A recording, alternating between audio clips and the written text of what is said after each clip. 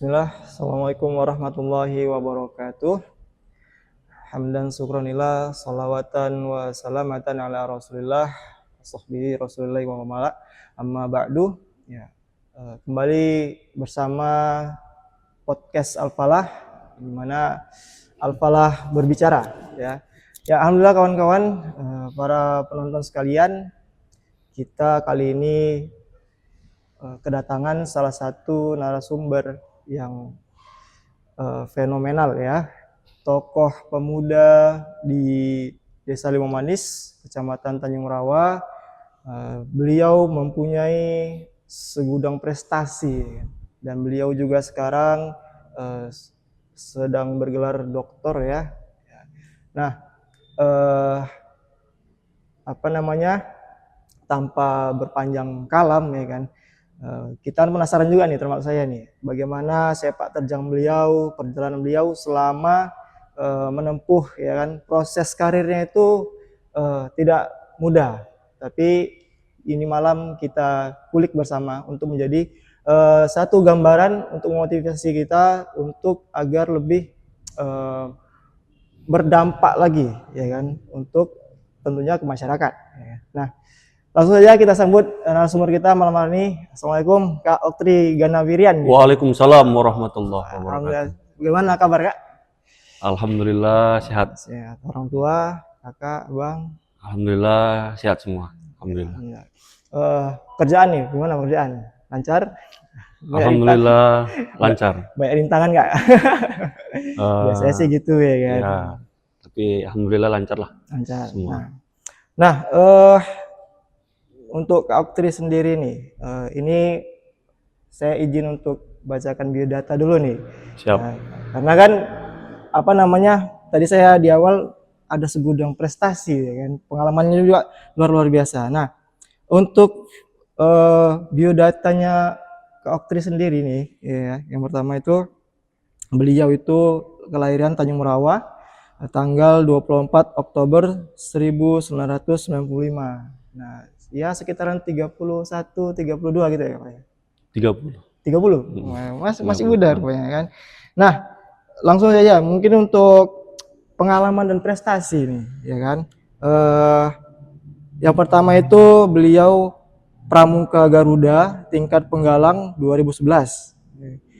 Selanjutnya juara 1 lomba cerdas cermat BKKBN tingkat nasional, Masya Allah, di Kabupaten Anyer, Banten. Nah, juara 2 lomba pidato BKKBN juga tingkat provinsi Sumatera Utara 2013. Nah, selanjutnya itu Duta Genre Provinsi Sumatera Utara 2012. Ada juga Duta Pemuda Indonesia 2019 dalam pertemuan pemuda se-Nusantara JPI Kemenpora RI di Minahasa, Sulut. Sulut ini Sulawesi Utara kok. Ya. Nah, itu mungkin beberapa prestasi beliau ya kan. Ternyata di masa mudanya beliau itu menggunakan seluruh waktunya itu tentunya pasti untuk belajar. Nah, prestasi-prestasi tadi adalah hasil ya kan, bonus dari beliau belajarnya itu dengan teliti lah ya kan. Nah, langsung saja mungkin ini untuk pertanyaan ini Kak Oktri. Ini saya menganggil Kak ini karena dulu beliau satu sekolah SMP dengan saya juga Pramuka, jadi Pramuka manggilnya kakak ya. Meskipun beliau ini sekarang doktor ya. Hijil ya Kak ya. Biar enggak tiga kali kan gitu. Nah, yang pertama itu Kak Oktri kan, sebelum jadi duta genre, terus dosen tetap di UMSU ya kan, dan sekarang menjadi direktur di PT minyak merah ya mentah ya Kak, dan di PT Puja Kusuma. Nah, sebelum ke situ tentunya pasti ada masa mudanya ini kok sehebat itu kan gitu kan, secerdas itu. Nah, di masa muda Kak Oktri ini apakah dulunya itu dikekang orang tua untuk selalu belajar, atau memang ini kesadaran Kak Oktri sendiri untuk memang harus aku harus pintar ya kan, harus belajar agar menjadi orang sukses. Motivasi awal Kak Aktri itu gimana? Oke, baik. Kalau ditanya motivasi kan, Mm-mm. sebenarnya apa dasar dari semangat kita lah, Mm-mm, semangat dasarnya. kita berjuang. Mm. Kalau ditanya itu sebenarnya kalau dari SMP itu belum tahu sih ada gambaran istilahnya untuk lebih bersemangat belum ada. Karena kan SMP masih kiranya masih anak-anak gitu ya, Masih masih main-main. main-main gitu. Itu mulai terasa di SMA. Di Hmm. SMA. SMA itu kayaknya di SMA itu kalau kalau kita nggak belajar gitu kan, kita itu ketinggalan sama kawan-kawan sekelas. Hmm. Jadi motivasinya pertama itulah belajar karena untuk bareng kawan-kawan lah yang Ya. yang lebih pandai lah dari Mm-mm. kita. Itu satu. Yang kedua, eh, dulu itu di SMA kalau mau masuk les gitu ya, Ya, ada les. kan ada les tambahan di luar jam sekolah kita. Itu dulu kalau saya bilang sama orang tua, Mm. mak, pak, mau les gitu kan. Iya, iya.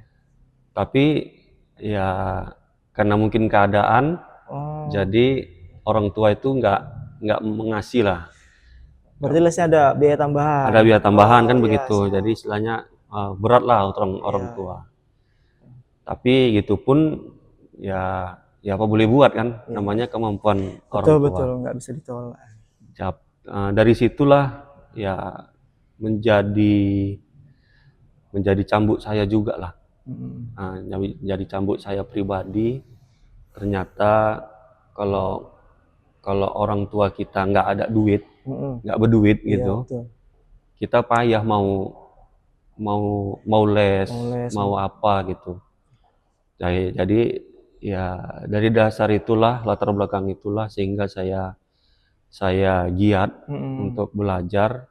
Saya kira ya kalau memang saya nggak ada les tambahan dari situ di luar sekolah, Mm-mm.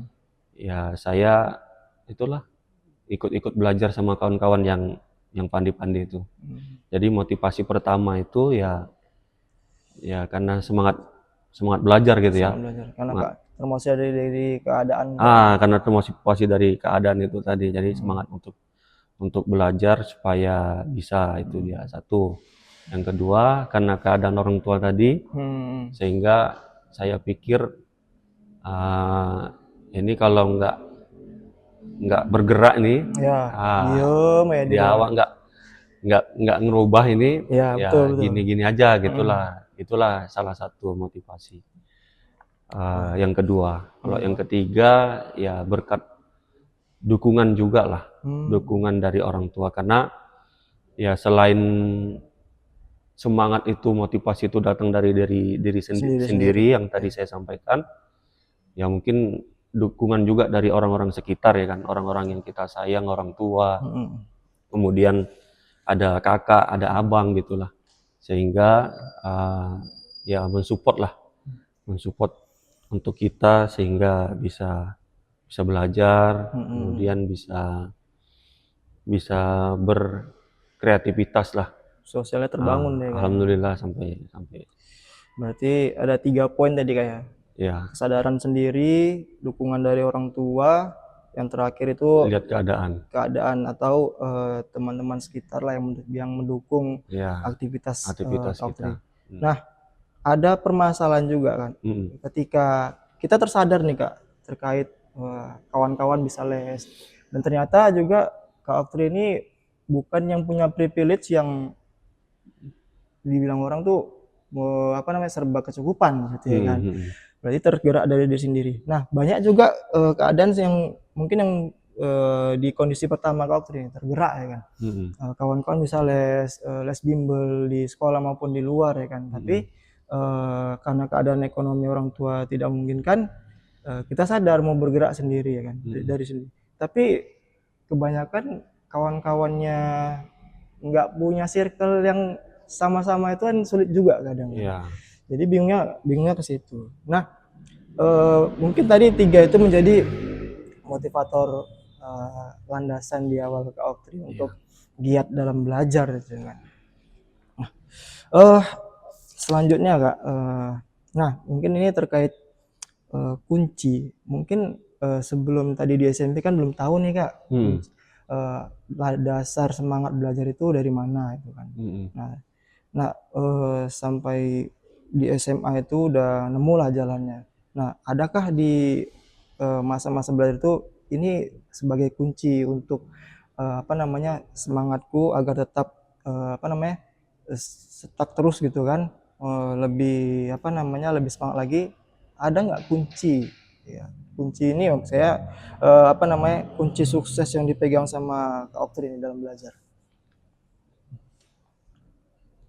Kunci sukses yang menurut aku lah ya, Mhm, pertama itu kita harus konsisten. betul. Jadi kalau kita belajar itu ya harus tetap dia. Mhm, Jangan jangan kita kencang di awal, terus mulai slow di tengah, iya berhenti di akhir. iya, Nah, jadi sebenarnya kuncinya itu untuk mempertahankan kita belajar itu kita konsisten. konsisten, betul. Artinya kalau konsisten itu ya terus terus kita lakukan dengan rentang waktu yang sama, gitu kan.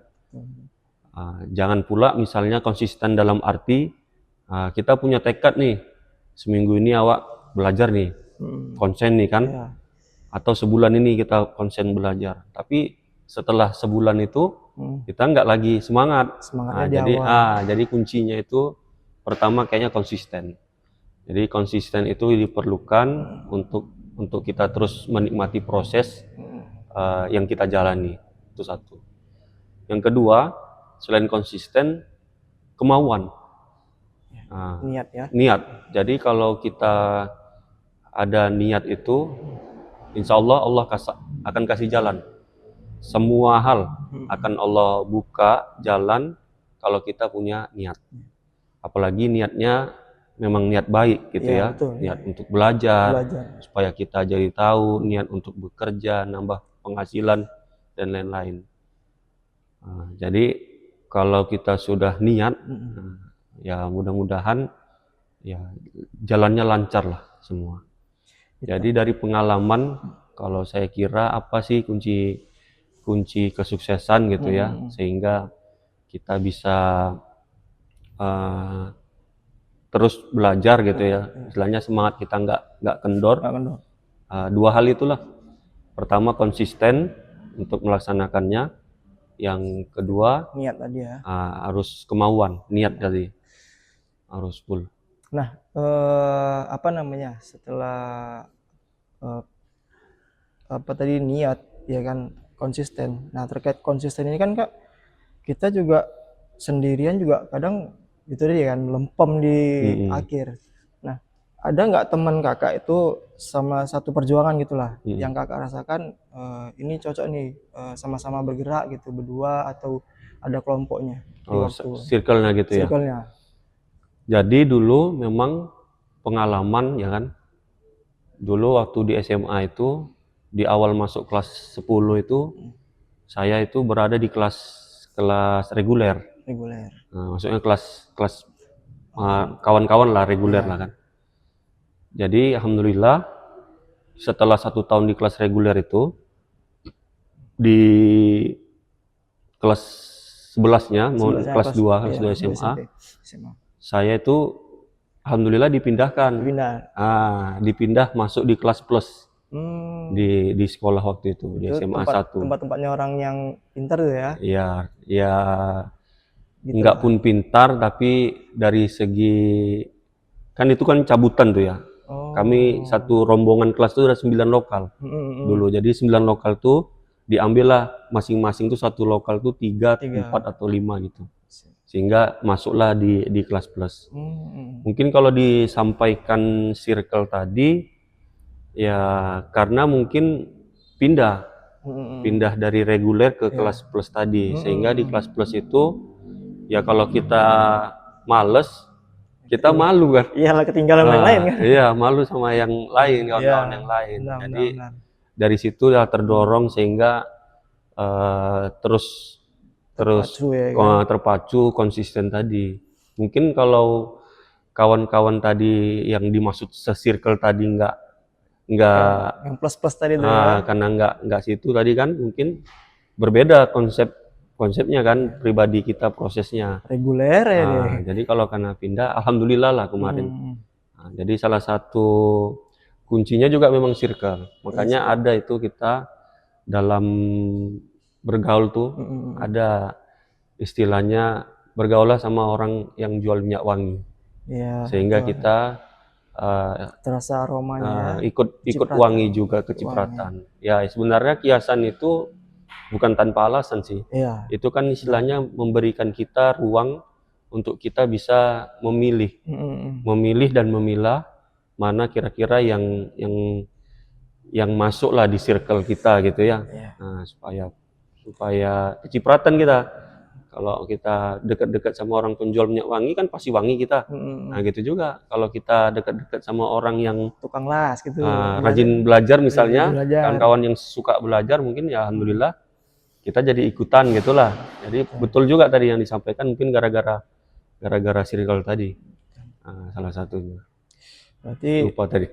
setidaknya apa namanya sekolah itu menyelamatkan generasi yang nampak nih dia harus jadi, makanya dimasukkan di kelas plus. Jadi apa namanya yang di kelas-kelas itu juga sama-sama berjuang belajar. Ya, Kalau ketinggalan malu kita. malu. Kalau kita udah di kelas plus kok sama ya kayak reguler kan nggak apa bedanya kan Iya, gitu. betul-betul. Itu dia. Jadi circle itu bisa menjadi apa namanya Motivasi lah. motivasi terus sepak terjang ini, ya kan.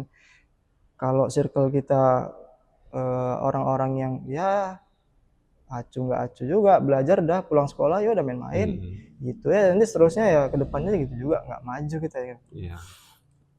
Nah itu kan masih di usia remaja tuh kan Kak. Pasti ada dong keluh kesah di mana kok belajar ini capek kali ya, suntuk kali, penat gitu, pengen main-main kayak orang-orang gitu. Nah itu ada nggak rasa-rasa kayak gitu? Pasti ada lah. Pasti ada Namanya ya? kan memang kita masih muda gitu ya. Masih muda betul. Kalau saya ditanya sebenarnya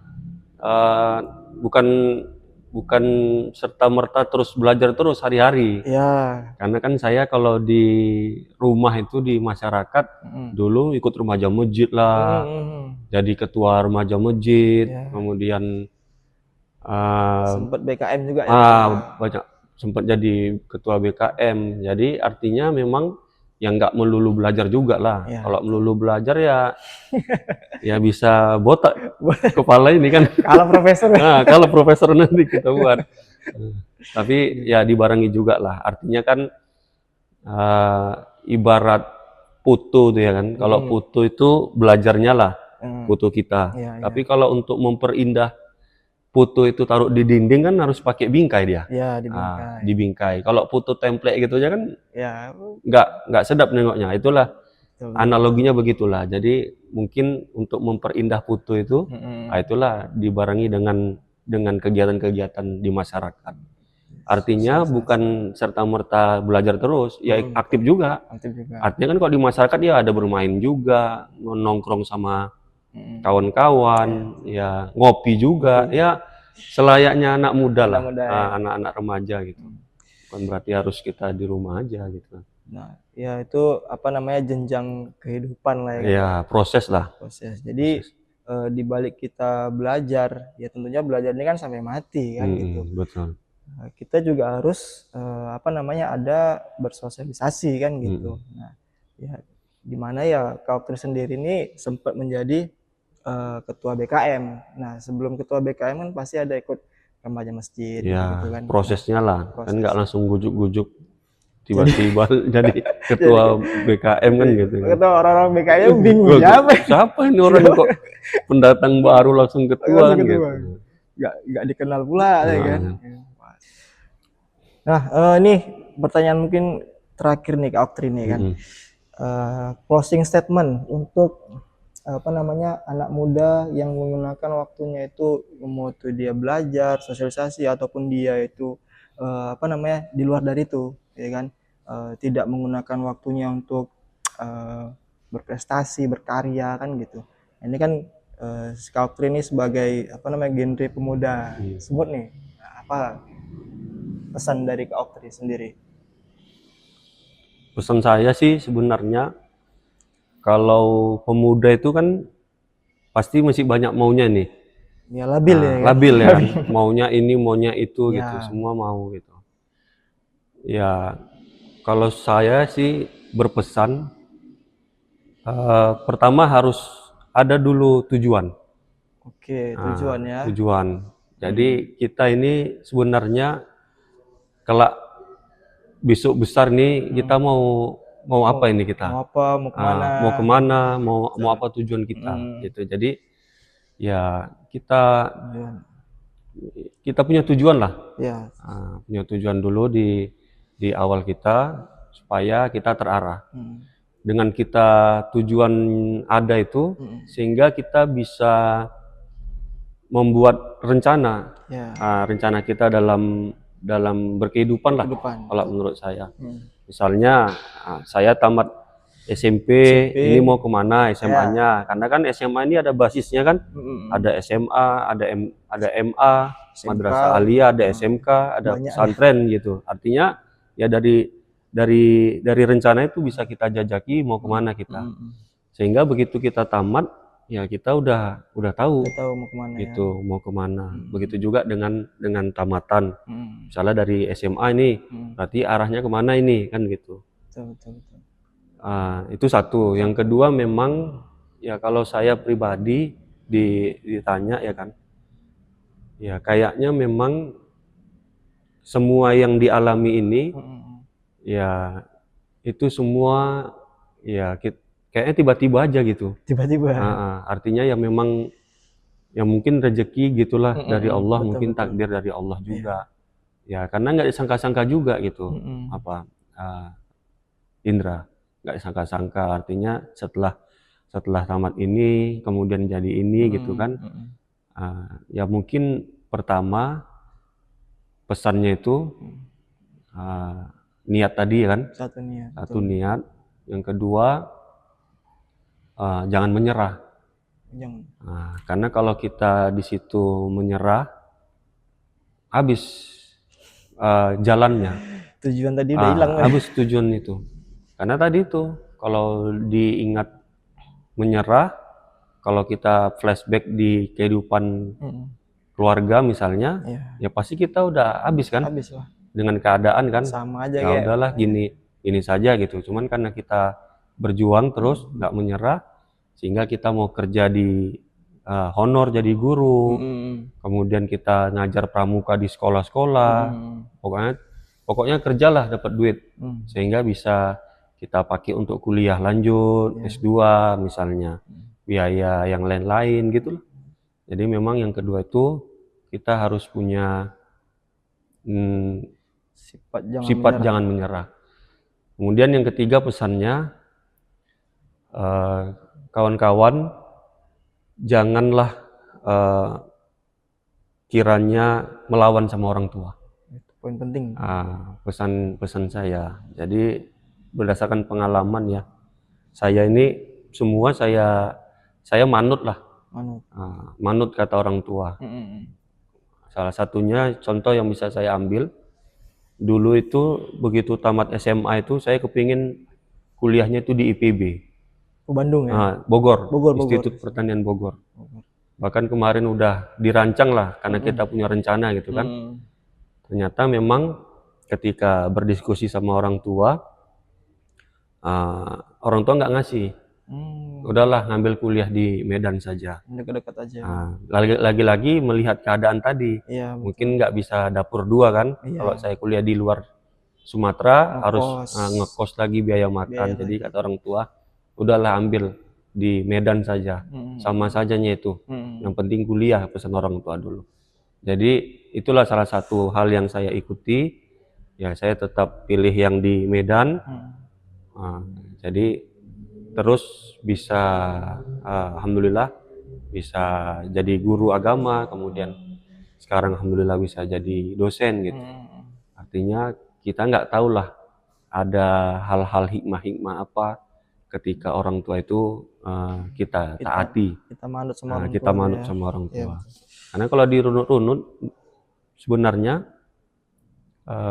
dulu nggak pilihan mau kuliah di Medan ini, Medan. apalagi jurusan yang lulus itu waktu ujian kan pendidikan agama Islam. Nah, dulu kan maunya yang nuansa umum, Nuansa karena kan umum. dari sekolah SMA, Iya, maunya yang ke teknik kimia lah, teknik lingkungan gitu kan. betul. Awalnya itu tadi, awalnya kita sempat goyah juga menghadapi pelajaran, menghadapi semangat untuk kita kuliah di prodi Islam itu agama ya. pendidikan agama Islam Pendidikan ini. agama Islam. Cuma itu tadi, saya introspeksi diri, muhasabah, mungkin tidak lulus di luar sana dengan kemauan saya pribadi. Mungkin ini yang lulus, ini bagian dari cerita dan takdir Allah. Karena sesuatu yang kita senangi kan belum tentu terbaik untuk kita. Iya, betul. Tapi yang kita jalani sekarang, yang Allah beri untuk kita, yang saat ini, itulah yang terbaik untuk kita. Jadi saya merenung, oh mungkin ini Allah, jalan Allah lah kasih ke saya untuk masuk kemari. Sehingga bersemangatlah hingga saat inilah, alhamdulillahirabbil alamin. Alhamdulillah. Banyak pesan yang tersampaikan ya sama dari Kak Oktri ini. Ya. Poin pentingnya tadi manut sama orang tua ini Ya, saat ini anak muda sekarang ini saya rasa masih jauh deh. Iya. Tak mungkin karena didikan dulu kan, kok dulu saya orang tua pakai tangan itu. Ya, pukul juga ya kan. Pukul juga. Bandel pukul juga ya. Kan? Pukul. Sama. Sekarang mungkin ya dipukul sedikit kok melempem kali. Iya, gitu. ngelawan ya kan. Ngelawan. Nah, itu mungkin poin penting kita sebagai anak ya dalam segala aspek lah ya, mau itu belajar, mau itu di masyarakat. Apa yang dibilang orang tua itu ada efeknya ke depan. Iya. Ada nilai adabnya itu terasa sekarang. Iya, betul. Oke. Mungkin itu tadi closing statement dari Kak Oktri. Yang pertama itu tujuan ya kan. Tujuan kita hidup tentunya ada tujuan. Setelah ini mau kemana, setelah itu mau kemana, ya kan. Dan yang kedua itu adalah jangan menyerah. Nah, ini udah punya tujuan, tapi kita di pertengahan jalan menyerah, itu memang hal biasa. Tapi kita juga butuh kawan-kawan yang mensupport menjadi benteng kita agar sifat menyerah itu jangan mengelabui ya kan. Langsung berdampak sama kita, akhirnya tujuan itu hilang semua jadinya. Nah, yang terakhir poin penting nih, taat sama orang tua. Nah, itu harus kita renungkan. Yang selama ini mungkin agak bandel ya kan, ya saya juga dulu bandel-bandel juga, tapi tetap taat juga sama orang tua. Nah, itu poin penting untuk kita semua sebagai pemuda agar ke depan kesuksesan itu tidak lepas dari doa orang tua dan juga niat kita karena apa ya kan, untuk ke depan itu. Ya mungkin itu saja, tapi sebenarnya masih banyak pertanyaan yang mau saya sampaikan ya kan. Mungkin karena keterbatasan waktu kita cukupkan sampai di sini. Tentunya banyak pelajaran dari Kak Oktri yang disampaikan. Ini kembali ke kita ini kan. Kita berterima kasih banyak nih terkait ilmu pengalaman ya kan, sepak terjang, proses dalam pembelajaran itu beliau sudah lalui dan sudah disampaikan sama kita. Nah, tinggal kita nih mau menjadikan contoh ya kan, gambaran motivasi kita atau tidak. Nah, ini ya yang bisa dapat saya sampaikan. Saya Indra Saputra izin undur diri. Assalamualaikum warahmatullahi wabarakatuh. Waalaikumsalam warahmatullahi